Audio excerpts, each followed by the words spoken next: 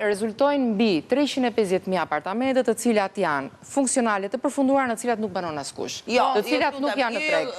Të cilat në Tiranë, të cilat nuk janë të cilat nuk janë as të dhëna me qëra, të cilat e kanë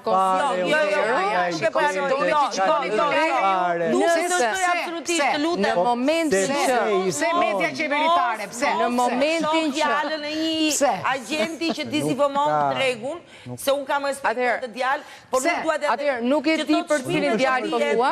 Çmimet do të ka 3 vjet që disinformon. Po thosha plotësisht tjetër. Po thosha që ky database i kadastrës, ky regjistër do të sjellë një transparencë. Po jo vetëm që nuk janë vërteta, por nuk mund futet shteti të më japi pronën time si do ai. Që ta zhvilloj, të ndihmoj ta zhvillosh. Jo, është apartamenti i mbaruar.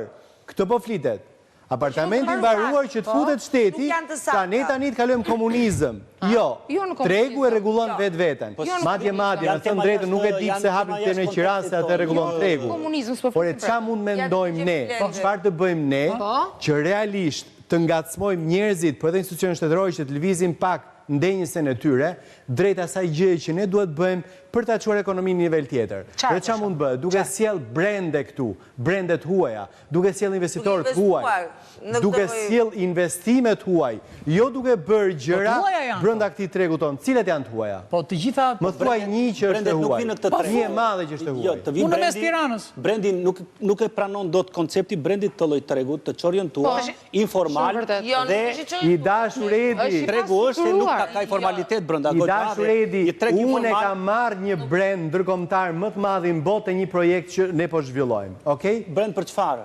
Brend struktura sa më duhet. Çfarë portofolit menaxhoj qira? Domethënë 156 apartamente, brendot edhe ti marri dhe ti bëj do t'i menaxhoj të brenduar, si Ramada Arezit. Atëherë, jam mbi 2 vjet. 156 apartamente, 156 në total. Brendi të merret me 156 apartamente me një portofolë aq të madh që ka Tirana sot për apartamente që do të bëjnë. Po flas për timin, po flas për timin. Ka shumë pak në statistika, po flas për ato, po flas për timin. Dhe kjo është një indikë edhe unë po e paraqes, që duhen të tilla brende, kemi World Trade Center Association që është struktura më e madhe e qendrave të bizneseve në botë, mbi 330.